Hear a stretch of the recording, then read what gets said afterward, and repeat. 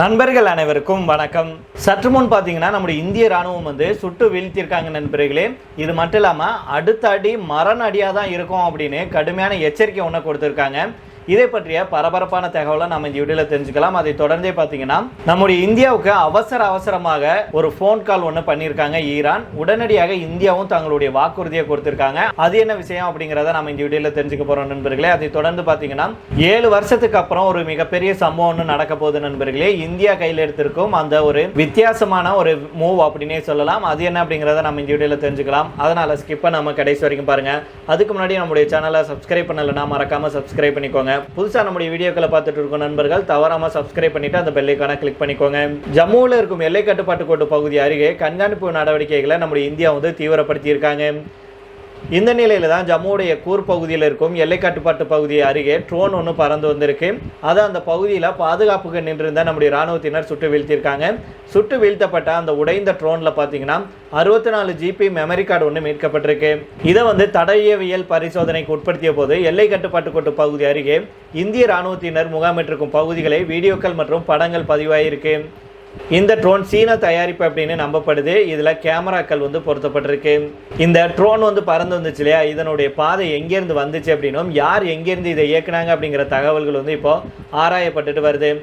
இந்த சம்பவத்தை அடுத்து எல்லை கட்டுப்பாட்டு பகுதியில் கண்காணிப்புகள் தீவிரப்படுத்தப்பட்டிருக்கு.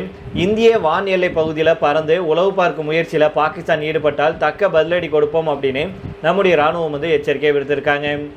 ஆப்ரேஷன் சிந்தூருக்கு அப்புறம் பாகிஸ்தான் பல்வேறு வழிகளில் இந்தியாவுக்கு தொல்லை கொடுத்துட்டு தான் வருது. இதுக்கெல்லாம் இந்திய ராணுவம் சளைக்காமல் பதிலடி கொடுத்துட்டு வர்றாங்க. அதே சமயம் எல்லை பகுதிகளில் பாதுகாப்பையும் இந்தியா பலப்படுத்தி வச்சிருக்காங்க. எல்லை பகுதிகளில் இந்திய ராணுவம் 24 மணி நேரமும் ரோந்து பணியில் ஈடுபட்டு வர்றாங்க. அந்த வகையில் தான் பாகிஸ்தான் ராணுவம் ஜம்முவில் இருக்கும் எல்லை கட்டுப்பாட்டு பகுதி அருகே கண்காணிப்பு பணிகளையும் தீவிரப்படுத்திட்டு வருது அப்படிங்கிற தகவலும் கிடைச்சிருக்கு. இந்த நிலையில தான் நம்முடைய இந்திய ராணுவம் நம்ம ஏற்கனவே சொன்னது போல வழக்கம் போல ரோந்து பணியில் ஈடுபட்டிருந்திருக்காங்க. அப்போதான் இந்த கூர் பகுதியில் இருக்கும் எல்லை கட்டுப்பாட்டு பகுதி அருகே ட்ரோன் ஒன்று பறந்து வந்திருக்கு. சற்றும் யோசிக்காத இந்திய ராணுவத்தினர் உடனடியாக அந்த ட்ரோனை சுட்டு வீழ்த்தி இருக்கிறது தான் இப்போ ஒரு மிகப்பெரிய சம்பவமாக பார்க்கப்படுது. இந்த தாக்குதலில் அந்த ட்ரோன் சுக்கு நூறாக சிதறி இருக்கு. அப்படி சிதறின ட்ரோனில் தான் மெமரி கார்டு மீட்கப்பட்டிருக்கு. இந்த வேளையில தான் எல்லை கட்டுப்பாடு பகுதிகளில் மேலும் பாதுகாப்பு பணிகள் பலப்படுத்தப்பட்டிருப்பதாக சொல்லியிருக்காங்க. மேலும் இந்திய வான் எல்லை பகுதியில் உளவு பார்க்கும் பணியை பாகிஸ்தான் நிறுத்தி கொள்ளலை அப்படின்னா பதிலடி கடுமையாக இருக்கும் அப்படின்னு இந்திய ராணுவம் எச்சரிக்கை விடுத்திருக்காங்க. அதாவது இதோட நிறுத்தி கொள்ளுங்கள், இல்லை அப்படின்னா அவ்வளவுதான் அப்படின்னு பாகிஸ்தானுக்கு இந்திய ராணுவம் கடும் எச்சரிக்கை விடுத்திருக்காங்க. இந்த திடீர் எச்சரிக்கையினால இப்போ பாகிஸ்தான் அரண்டு போயிருக்கு அப்படின்னே சொல்லலாம். அதே போல பாகிஸ்தான் உண்மையை ஒப்புக்கொண்டிருக்கு அப்படின்னு இந்தியா விளாசி தள்ளி இருக்காங்க. பாகிஸ்தான் ஆக்கிரமிப்பு காஷ்மீர்ல போராட்டம் நடத்தியவர்கள் மேல பாகிஸ்தான் ராணுவம் துப்பாக்கி சூடு நடத்தியதுல 40க்கும் மேற்பட்டோர் உயிரிழந்தாங்க. பாகிஸ்தானுடைய பிரதமரின் அரசியல் விவகாரங்களுக்கான சிறப்பு ஆலோசகர் ராணா சனாவுல்லா அளித்த பேட்டி ஒன்றில் ஆக்கிரமிப்பு காஷ்மீரில் போராட்டம் நடத்துபவர்களை ஒரு காலத்தில் பயங்கரவாதிகளாக மாற்றி பயிற்சி அளித்து அனுப்பினோம், இன்னைக்கு அவர்கள் நம்முடைய கழுத்தை நெருக்கின்றனர் அப்படின்னு அவர் தெரிவிச்சிருந்தார். இது தொடர்பாக நம்முடைய வெளியுறவு அமைச்சகத்துடைய செய்தி தொடர்பாளர் ரந்தீர் ஜெய்ஸ்வால் அவர்கள் என்ன சொல்கிறாருன்னா, ஆக்கிரமிப்பு காஷ்மீரில் அமைதியான முறையில் போராட்டம் நடத்தினவங்களை பாகிஸ்தான் அமைப்புகள் கொடூரமாக நடத்தியதை அனைவரும் பார்த்துருப்பீங்க. இதனால் அப்பாவி மக்கள் 40 பேர் உயிரிழந்திருக்காங்க, பலர் காயமடைஞ்சு சிகிச்சை பெற்றுட்டு வர்றாங்க. ஆக்கிரமிப்பு காஷ்மீருடைய அப்பாவி மக்கள் மீது பாகிஸ்தான் ஆட்சியாளர்களுடைய அவமதிப்பு அப்படிங்கிறது அவர்களை அந்த நாட்டு பாதுகாப்பு அமைச்சர் எதிரிகள் அப்படின்னு முத்திரை குத்திய போது அப்பட்டமாக தெரிஞ்சது. பாகிஸ்தானிய அமைப்புகள் பயங்கரவாதிகளுக்கு பயிற்சி, நிதியுதவி, ஆயுதங்கள் அளித்து இந்தியாவுக்கு அனுப்பியவர்கள் தங்களுக்கு எதிராக திரும்பியதையும் இந்தியாவுக்கு எதிராக அவர்களை பயன்படுத்தியதையும் பாகிஸ்தான் பிரதமரின் சிறப்பு ஆலோசகர் வெளிப்படையாக ஒப்புக்கொண்டு இருக்கிறாரு அப்படின்னு சொல்லியிருக்கிறாரு. ஆக்கிரமிப்பு காஷ்மீரில் நடந்ததாக சொல்லப்படும் தேர்தல் பாகிஸ்தான் அமைப்புகளை அவமரியாதையுடன் நிராகரித்ததை காட்டுது. வன்முறை ராஜ்யத்தை எதிர்கொண்டு வரும் ஆக்கிரமிப்பு காஷ்மீர் மக்கள் சட்டவிரோதமாக கொல்லப்பட்டவர்களுக்கு நீதி கிடைக்கிறதுக்கு சர்வதேச அமைப்புகள் சுதந்திரமான விசாரணை நடத்த வேண்டும் அப்படின்னு வலியுறுத்துறாங்க. தங்களுடைய நடவடிக்கைகளுக்கு பாகிஸ்தானை சர்வதேச சமூகம் பொறுப்பேற்க வைக்க வேண்டும் அப்படின்னும் ரந்தீர் ஜெய்ஸ்வால் அவர்கள் சொல்லியிருக்கிறாரு.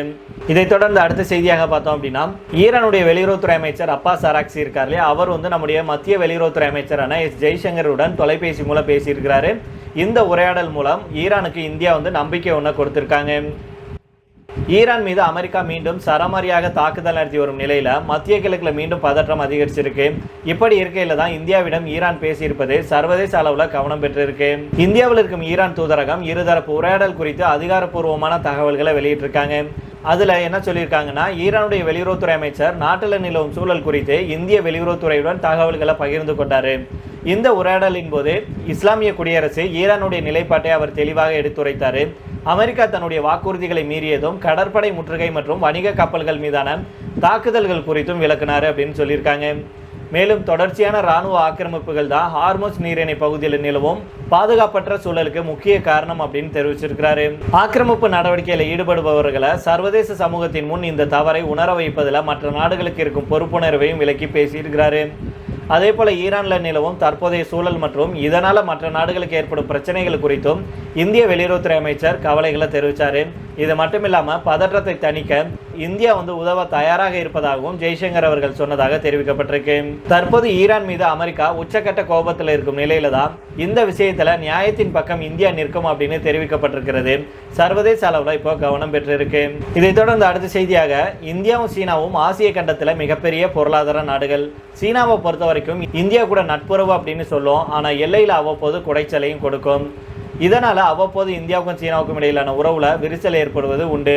கடந்த 6 ஆண்டுகளாக விழுந்த பெரிய விரிசலை ஒட்ட வைக்கும் வகையில் கடந்த ஆண்டு பிரதமர் மோடி அவர்கள் சீனா போயிருந்தாங்க. பிரதமர் மோடி அவர்களுடைய சீன பயணத்தை தொடர்ந்து 2 நாடுகளுடைய உறவு புதுப்பிக்கப்பட்டது. அந்த வகையில் தான் சீன அதிபர் ஜி ஜின்பிங் அவர்கள் இந்தியா வர்றார் அப்படிங்கிற தகவல் வெளியாயிருக்கு. இந்தியாவில் நடைபெறும் பிரிக்ஸ் உச்சி மாநாட்டில் சீன அதிபர் ஜி ஜின்பிங் நேரில் கலந்து கொள்ள அதிக வாய்ப்பு இருப்பதாக தகவல்கள் வெளியாயிருக்கு. இது உறுதி செய்யப்பட்டால் 2020ஆம் ஆண்டு கிழக்கு லடாக்குடைய கல்வான் பள்ளத்தாக்கில் இந்திய சீன படைகளுக்கிடையே ஏற்பட்ட மோதலுக்கு அப்புறம் சீன அதிபர் மேற்கொள்ளும் முதல் இந்திய பயணம் இதுவாக அமையும் அப்படின்னு சொல்லியிருக்காங்க. கல்வான் பள்ளத்தாக்கில் ஏற்பட்ட மோதலை தொடர்ந்து 2020ஆம் ஆண்டு இந்தியாவுக்கும் சீனாவுக்கும் இடையே தூதரக உறவுகளில் பெரும் விரிசல் ஏற்பட்டுச்சு. இப்பேற்பட்ட சூழலில் தான் ஜி ஜின்பிங் அவர்களுடைய இந்த வருகை 2 நாடுகளுடைய உறவுல ஒரு முக்கியமான திருப்பு முனையாக பார்க்கப்படுது. பிரேசில், ரஷ்யா, இந்தியா, சீனா மற்றும் தென்னாப்பிரிக்கா ஆகிய நாடுகளை உள்ளடக்கியதுதான் பிரிக்ஸ் அமைப்பு. பிரிக்ஸ் அமைப்புடைய உச்சி மாநாடு சர்வதேச அளவில் மிகுந்த முக்கியத்துவம் வாய்ந்தது. வளர்ந்து வரும் பொருளாதாரங்களை கொண்ட நாடுகள் இடம்பெற்றிருக்கிறதுனால உலகளாவிய அரசியல் மற்றும் பொருளாதார தாக்கங்களை ஏற்படுத்தும் ஒரு அமைப்பாக பிரிக்ஸ் இருக்கு. இந்த மாநாட்டுக்கு இந்தியா தலைமை தாங்கிறது சர்வதேச அரங்களை இந்தியாவுடைய செல்வாக்கை மேலும் வலுப்படுத்தும். அந்த வகையில் தான் செப்டம்பர் 12, 13 ஆகிய தேதிகளில் டெல்லியில் பிரிக்ஸ் மாநாடு நடக்குது. இதில் பிரிக்ஸ் நாடுகளுடைய தலைவர்கள், பிரதிநிதிகள் பங்கேற்பாங்க. அந்த வகையில் தான் சீன அதிபருக்கு இந்தியாவிலிருந்து அழைப்பு விடுக்கப்பட்டிருக்கு. அவர் வருகை தருவது தொடர்பாக அதிகாரப்பூர்வமாக அறிவிப்பு வெளியாகலை அப்படின்னாலுமே அவர் வருவதற்கான வாய்ப்பு அதிகமாக இருக்கு அப்படின்னே சொல்லப்படுது. எல்லை விவகாரங்கள் ஒரு பக்கம் இருந்தாலும் பிரிக்ஸ் அமைப்பின் கீழ் வர்த்தகம், முதலீடு மற்றும் உலகளாவிய விவகாரங்களில் 2 நாடுகளும் இணைந்து செயல்பட வேண்டியது அவசியம். அதே போல் அமெரிக்காவுடைய வரி விதிப்பு பிரச்சனைகளையும் எதிர்கொள்ள வேண்டிய கட்டாயம் ஏற்பட்டிருக்கு.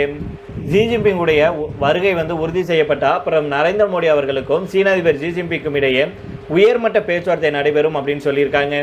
இது உலகமே உற்று நோக்கும் ஒரு சந்திப்பாக இருக்கும். குறிப்பாக அமெரிக்காவுடைய பார்வை முழுவதுமே இந்த சந்திப்பின் மீது தான் இருக்கும்.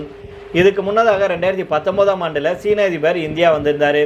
அப்போது மாமல்லபுரத்தில் மோடி அவர்களும் ஜி ஜின்பிங் அவர்களும் சந்தித்து கலந்துரையாடினாங்க.